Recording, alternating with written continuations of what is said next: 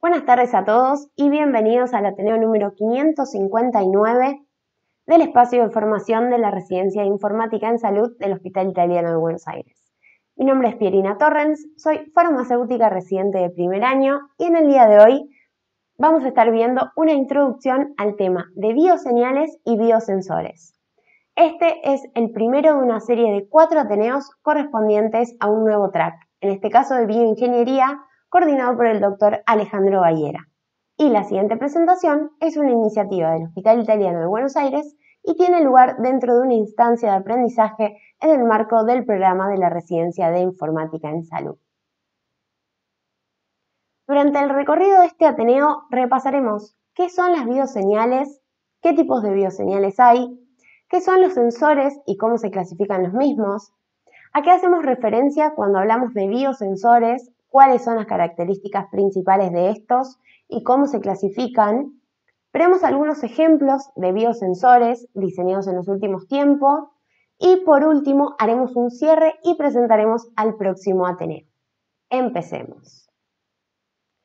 Para empezar, tenemos que definir que una señal es un medio de transmisión de información, cuya adquisición permite obtener información sobre la fuente que lo generó. Cuando se trata de señales de tipo biológicas, es que hablamos de bioseñales, que estos son registros espaciales, temporales o espaciotemporales de un evento como por ejemplo un corazón latiendo, un músculo en contracción. Esto se debe a que algunas células de estos tejidos, denominadas células excitables, presentan la característica de producir potenciales bioeléctricos como resultados de la actividad electroquímica de sus membranas, tales como por ejemplo las nerviosas, las musculares, las del tejido glandular, y debido a esto es que cada tipo de célula presenta una actividad eléctrica característica y la medida de esta actividad proporciona información sobre su funcionamiento.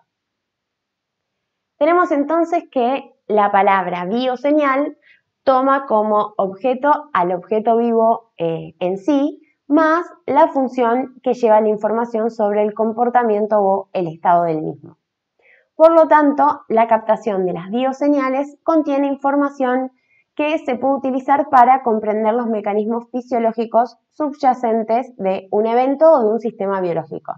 Es decir, pueden extraer información sobre el funcionamiento de los diferentes órganos y esto puede ser útil para emitir un diagnóstico médico.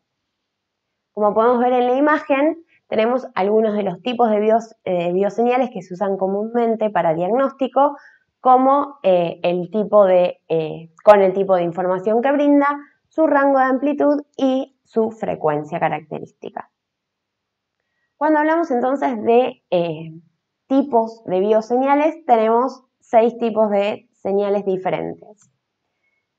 Primero, las bioeléctricas, que se generan a partir de las células nerviosas y musculares. Cuando muchas células se activan, lo que pasa es que se genera un campo eléctrico que se propaga a través del tejido biológico y estos cambios en el potencial extracelular se pueden medir en la superficie del tejido o del organismo utilizando electrodos de superficie. Ejemplos de este tipo de captación son el electrocardiograma o el electroencefalograma. Después tenemos a las señales biomagnéticas, que diferentes órganos como por ejemplo el corazón, el cerebro, los pulmones, generan campos magnéticos débiles que se pueden medir con sensores magnéticos.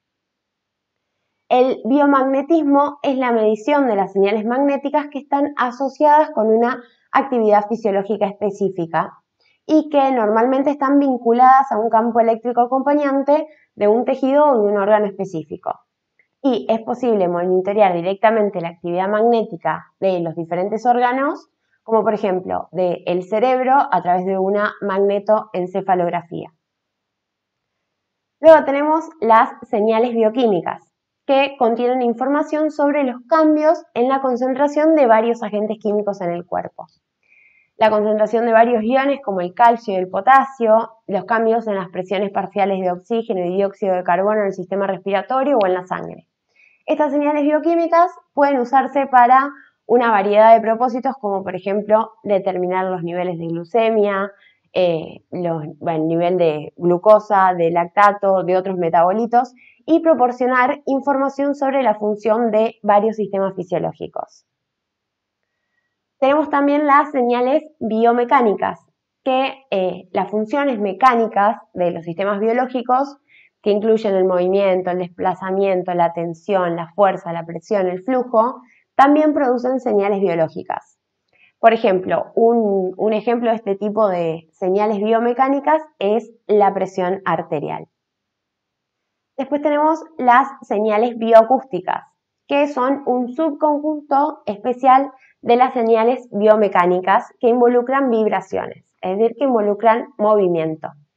Muchos eventos biológicos producen ruido acústico, por ejemplo, el flujo de la sangre a través de las válvulas del corazón tiene un sonido distintivo. Entonces, la medición de la señal bioacústica de una válvula cardíaca se puede usar para determinar si está funcionando correctamente. Y por último tenemos las señales bioópticas, que son generadas por los atributos ópticos o inducidos por la luz de los sistemas biológicos. Las señales biópticas pueden ocurrir de forma natural o pueden introducirse para medir un parámetro biológico con un medio de luz externa, como por ejemplo, se puede obtener información sobre la salud del feto midiendo las características de fluorescencia del líquido amniótico. Ahora sí, pasando a los sensores. Tenemos que un sensor se define como un dispositivo o módulo que ayuda a detectar cambios en las cantidades físicas, como por ejemplo la presión, el calor, la humedad, el movimiento, la fuerza, y una cantidad eléctrica como la corriente. Y de este modo los convierte en señales que pueden detectarse y analizarse. Y en cuanto a qué es un transductor, tenemos que un transductor se define como un dispositivo que puede convertir una energía de una forma a otra.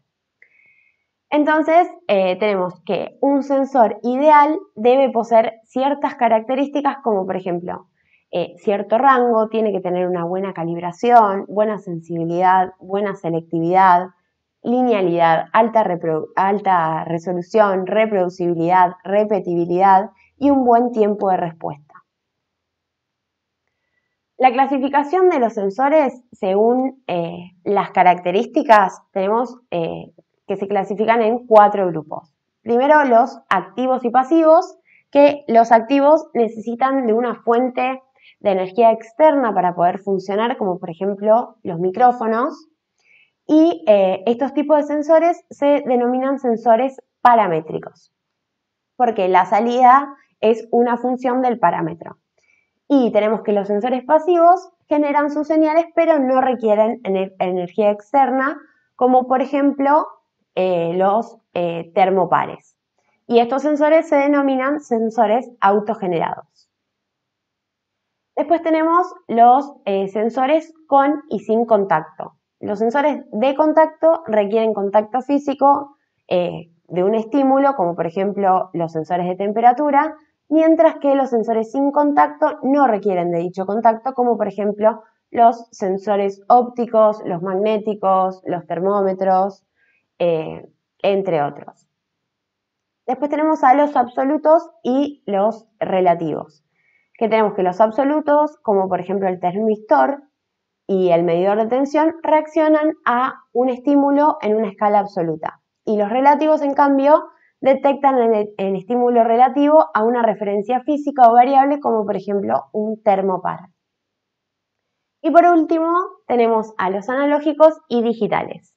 Un sensor analógico transforma una cantidad física medida en una forma analógica, continua en el tiempo. Y un sensor digital genera una salida en forma de pulso. Y ahora la clasificación de los sensores en cuanto al tipo de señal que se puede obtener, tenemos a los físicos, que lo que hacen es medir una cantidad física y la convierten en una señal que puede ser identificada por el usuario, y estos sensores pueden detectar cambios tanto ambientales como fuerza, aceleración, tasa de flujo, masa, volumen, densidad, presión, y se emplean mucho en el campo biomédico Particularmente se usan mucho con el avance de la tecnología de sistemas microelectromecánicos, conocidos como MEMS, para desarrollar sensores más precisos y compactos junto con el desarrollo de nueva tecnología de medición. Después tenemos a los sensores que captan señales de tipo químicas, que son dispositivos que convierten información química en una señal analíticamente útil, que va desde la concentración de un componente en una muestra en particular hasta el análisis de toda la composición de la muestra en sí. Después tenemos a los térmicos, que son dispositivos que se usan para medir la temperatura del ambiente y transformar los datos de entrada en datos electrónicos para registrar o monitorear la señal de los cambios de temperatura. Ejemplos de estos son los sensores de temperatura que incluyen a los termopares o los termistores. Y por último tenemos a los biológicos o biosensores, que lo que hacen es monitorear los procesos biomoleculares, como por ejemplo las interacciones del tipo antígeno-anticuerpo, las interacciones del DNA, las interacciones enzimáticas o los procesos de comunicación celular. Ahora sí, pasamos a los biosensores. Un biosensor es entonces un dispositivo que integra un elemento biológico, como por ejemplo una enzima, un anticuerpo, un péptido, DNA, con un transductor para generar una señal medible. Es decir, el biorreceptor es responsable de reconocer selectivamente al analito objetivo y el transductor es responsable de la conversión, es decir, de detectar, registrar y transmitir el evento de bioreconocimiento en una señal medible. Un biosensor típico comprende de un analito, que es la sustancia de interés cuyos constituyentes se están identificando o es lo que estamos detectando, como por ejemplo la glucosa, el alcohol, la lactosa. Después tenemos a el biorreceptor, que es una biomolécula o un elemento biológico que puede reconocer al sustrato diana, es decir, al analito que tenemos, que pueden ser enzimas, células, aptámeros, DNA, RNA y o anticuerpos. Y en este punto tenemos que el proceso de producción de señales en forma de luz, de calor, de pH, de lo que sea, durante la interacción entre el biorreceptor y el analito, se denomina como bioreconocimiento. Después tenemos al transductor, que es un dispositivo, como ya dijimos, que transforma la energía de una forma a otra y es un elemento clave en el biosensor, ya que convierte el bioreconocimiento en una señal medible. Este proceso se conoce como señalización. Y los transductores lo que hacen es generar señales ópticas o eléctricas proporcionales al número de interacciones analito-bioreceptor. Según el principio de funcionamiento, los transductores se clasifican en general como transductores electroquímicos, ópticos, térmicos, electrónicos y gravimétricos, que lo vamos a ver más adelante igualmente. Y después tenemos que la señal traducida se procesa y se prepara para la visualización. Las señales eléctricas obtenidas del transductor lo que hacen es amplificarse y se convierten en una forma digital. Y por último tenemos al procesador o la pantalla en sí, que está compuesta por un sistema de interpretación, como puede ser una pantalla, o sea, una computadora o una impresora, que va a generar la salida para que la respuesta correspondiente sea legible y comprensible por el usuario. Dependiendo del requisito previo del usuario final, la salida puede tener la forma de un valor, un gráfico o una figura. Y ahora sí, pasando a las características de los biosensores, ahora que sabemos cómo está compuesto un biosensor, tenemos que para desarrollar un buen sistema de biosensores son necesarios ciertos requisitos estáticos y dinámicos. Basándose en estas especificaciones, el rendimiento de los biosensores puede optimizarse para usos comerciales. Tenemos que la primera de las características que tiene que tener es una buena selectividad. que es una característica crucial a considerar al seleccionar un bioreceptor para un biosensor. Un bioreceptor tiene que poder detectar a la molécula del analito, diana, al que estamos buscando, en una muestra compleja, es decir, que contenga otras moléculas o contaminantes no deseados. Además, tiene que tener una buena sensibilidad, es decir, se debe identificar la cantidad mínima de analito que se va a poder detectar o identificar en concentraciones bajas de una muestra. También tiene que tener buena linealidad. Esto contribuye a la precisión de los resultados medidos, o sea, cuanto mayor sea la linealidad, es decir, la línea recta que como resultado, mayor será la detección de concentración de sustrato. Además, tiene que tener una buena reproducibilidad. La reproducibilidad se caracteriza por la precisión, el resultado similar cuando la muestra se mide más de una vez. Y también la exactitud, que es la capacidad de un sensor para generar un valor medio más cercano al valor real cuando la muestra se mide cada vez. Es decir, que entonces es la capacidad del biosensor de producir resultados idénticos siempre que se mida la misma muestra más de una vez. Tenemos también que tiene que tener un buen tiempo de respuesta. El tiempo de respuesta es el tiempo que se tarda en obtener el 95% de los resultados totales. Y también tiene que tener una muy buena estabilidad, que es una de las características claves también en las aplicaciones de biosensores donde se requiere de monitoreo continuo. La estabilidad es el grado de vulnerabilidad a las perturbaciones ambientales dentro y fuera del dispositivo del biosensor. Y los factores que afectan a la estabilidad son, por ejemplo, el grado de afinidad del bioreceptor, que es la unión del analito al bioreceptor, y la degradación del bioreceptor con el tiempo, teniendo en cuenta que, como habíamos mencionado antes, pueden ser enzimas, péptidos, anticuerpos, entre otros. Y ahora sí pasamos a la clasificación de los biosensores. Tenemos 4 formas de clasificar a los biosensores. La primera es la clasificación basada en los bioreceptores. Después tenemos la basada en los transductores, en la tecnología que utiliza y o en el sistema de detección.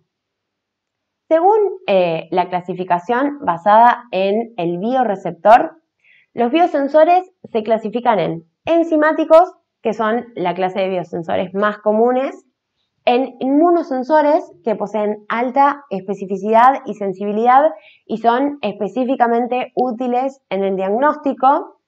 Tenemos también los aptámeros o biosensores basados en ácidos nucleicos que poseen alta especificidad para cepas microbianas y analitos que contienen ácidos nucleicos. Tenemos a los biosensores microbianos o de células completas y a los nanosensores.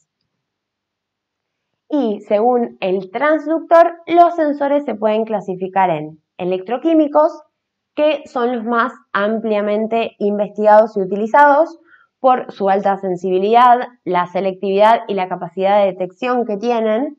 Y lo que se produce es una reacción electroquímica en la superficie del transductor entre el bioreceptor y el analito, que lo que hace es producir las señales electroquímicas detectables en términos de voltaje, corriente, impedancia y capacitancia.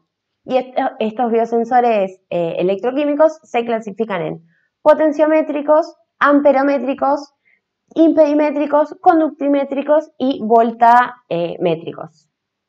Y después tenemos también a los ópticos, que son dispositivos analíticos que consisten en un elemento de bioreconocimiento integrado en un sistema de transductor óptico. La función de un biosensor óptico es generar señales que son proporcionales a la concentración del analito y proporcionar una detección paralela en tiempo real. El proceso de transducción lo que hace es inducir un cambio en la absorción, la transmisión, reflexión, refracción, fase, amplitud, frecuencia y o polarización de la luz en respuesta a cambios físicos o químicos creados por los elementos de bioreconocimiento. Y Este tipo de transductores están basados en fluorescencia, quimioluminiscencia, resonancia de plasmón superficial o fibra óptica. También tenemos a los gravimétricos, que son los biosensores basados en masas que responden a un pequeño cambio en la masa del material de unión, produciendo una señal medible. Esto utiliza transductores de tipo gravimétricos que también sirven para identificar patógenos y antígenos mediante interacción de unión, mediante la interacción de unión antes comentada. Tenemos también los electrónicos, que se basan en transistores de efecto de campo. El efecto de campo es un dispositivo de 3 terminales que lo que hace es regular la corriente que fluye a través de él mediante un campo eléctrico. Y fueron ganando mucha atención últimamente debido a que su capacidad para traducir directamente las interacciones entre el analito y el bioreceptor son muy buenas. Estos biosensores poseen ventajas en comparación con los otros debido a su alta sensibilidad y a su alta resolución espacial. Y por último tenemos a los térmicos, que aprovechan las características básicas de las reacciones biológicas, es decir, de las exotérmicas o endotérmicas, y lo que hace es que la medición de la energía térmica absorbida o liberada durante la reacción la capta para producir después una señal en base a esa respuesta. Los biosensores de base calorimétrica miden el cambio de calor de la reacción, entonces. Se miden utilizando sensores térmicos microelectromecánicos, los MEMS, que ya habíamos comentado, para monitorear aplicaciones metabólicas sobre la base de detección de temperatura. La integración de bajo costo de mini dispositivos y la fabricación por lotes son también otras de las ventajas que tienen la tecnología MEMS. Además de contar con un buen rango lineal, alta sensibilidad, bajo tiempo de medición y bajo consumo de energía. Y la posibilidad también de medir varias muestras en paralelo. Y ahora, llegando a la última sección de este Ateneo, veremos algunos ejemplos de biosensores disponibles para la detección de glucemia a través de muestras de diferentes fluidos corporales, los cuales generan un alto impacto en la calidad de vida de pacientes, no solo por ser métodos más ágiles y más cómodos, sino también por la seguridad que les brindan, ya que permiten monitorear los niveles de glucemia constantemente a través de dispositivos móviles. El primero de estos ejemplos es un prototipo de dispositivo portátil para bebés totalmente integrado para la detección de biomarcadores químicos mediante un chupete. Esto lo que hace es combinar un sistema sin bomba que permite el flujo unidireccional de la salida de recolección externa de saliva en una plataforma amigable para el bebé para facilitarle un sistema seguro al neonato. Este es un biosensor amperométrico del grupo de los electroquímicos que comentamos anteriormente, basado en la detección enzimática mediante la glucosa oxidasa, la enzima. La plataforma de detección del chupete lo que hace es integrar un circuito amperométrico inalámbrico compatible junto con un sistema de comunicación Bluetooth para enviar los datos en tiempo real a la aplicación en un dispositivo móvil. El dispositivo es capaz de integrar muestras de saliva con detección electroquímica junto en un mini dispositivo inalámbrico en una sola plataforma que es el chupete. Y esta integración lo que hace es simplifica el seguimiento del estado de salud del lactante en tiempo real, lo cual permite que alertar rápidamente a los usuarios, como ser los padres, los cuidadores del bebé, sobre patrones anormales de los niveles de glucosa del bebé. Y pasando a otro de los ejemplos, tenemos a los biosensores portátiles flexibles y nanoporosos capaces de medir tanto la glucosa como otros metabolitos en sudor. Cabe destacar que está demostrado que la glucosa en sudor está relacionada metabólicamente con los niveles de glucosa en sangre. Este biosensor tiene sensores amperométricos, también como comentamos anteriormente, que lo que hace es permitir detectar en tiempo real, a través del sudor, los niveles de glucosa y de otros metabolitos a través del sudor, como les comentaba. Y como mencioné anteriormente, es un brazalete fabricado con un material flexible nanoporoso, lo cual lo vuelve práctico para el paciente y casi invisible. Se diseñó además para esto una aplicación móvil, que es la aplicación de análisis del sudor, para acompañar a este biosensor y proporcionar una interfaz fácil de usar para la visualización y la agregación de datos. Para usar esta aplicación, primero el usuario debe utilizar el biosensor y abrir la aplicación de análisis del sudor en el dispositivo móvil. La aplicación lo que hace es establecer una conexión Bluetooth, como el dispositivo anterior, que es segura al biosensor. Y posteriormente lo que hace es recibir y mostrar el flujo de datos que se transmiten en tiempo real desde el biosensor al dispositivo móvil. Esta aplicación también es capaz de trazar un gráfico de estos valores en función del tiempo durante la actividad física del usuario a lo largo del día, con un seguimiento de la duración del ejercicio, si hiciera actividad física, así como también de la distancia recorrida. Y además, los datos y los gráficos se pueden almacenar tanto en el dispositivo como en la nube y compartir a través de las redes sociales. Y para finalizar el Ateneo del día de hoy, me gustaría comentar por qué elegí estos ejemplos en particular. Como todos sabemos, los medidores de glucosa convencionales requieren métodos invasivos para la recolección de muestras, ya sea, porque funcionan con sangre o con suero humano. Y la incomodidad y el dolor o la molestia que surgen de estas técnicas invasivas llevaron a que sea necesario investigar y desarrollar plataformas alternativas de detección no invasivas que puedan tener como objetivo detectar los niveles de glucemia o la glucosa en otros fluidos corporales, como hemos visto anteriormente, ya sea a partir del sudor, de la saliva, así como también a partir de lágrimas o a partir de la orina. Estos logros que se obtuvieron a través de los biosensores pueden ser revolucionarios en términos del control y el manejo de la diabetes, ya que permiten a los pacientes monitorear sus niveles de glucemia a lo largo del día fuera de su hogar o su lugar de trabajo, lo cual hace que incremente satisfactoriamente su calidad de vida. Esta es la bibliografía utilizada para este Ateneo, para que puedan consultarla si así lo desean. Y ahora sí, hemos llegado al final de este Ateneo introductorio para dar comienzo al track de bioingeniería. Muchísimas gracias a todos por acompañarnos una vez más. Nos vemos nuevamente el próximo jueves 16 de septiembre en el Ateneo número 560, donde la doctora Eliana Frutos nos mostrará las diferentes maneras de captura, procesamiento y análisis de bioseñales, haciendo principal hincapié en los dispositivos de captura intrahospitalarios. Los esperamos, muchas gracias a todos nuevamente y hasta la próxima.